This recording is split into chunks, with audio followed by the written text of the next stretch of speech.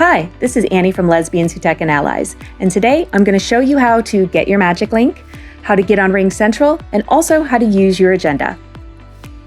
If you've registered for Summit, you've already received a confirmation email. Next, you're going to receive a magic link email. This is what your magic link email will look like, and inside the email is the magic link that will take you to RingCentral so you can have access to all the Pride Summit stages. Open the email and click on Enter Event, and it automatically brings you to RingCentral. It's very easy, you don't have to fill out any more information, and you can see all the various stages here. Once the summit begins, you'll be able to see who is on each stage, and you can select the session you want to join.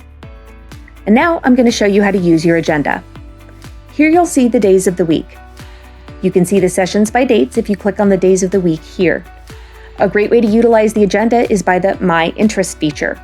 So let's say you want to go to a career fair.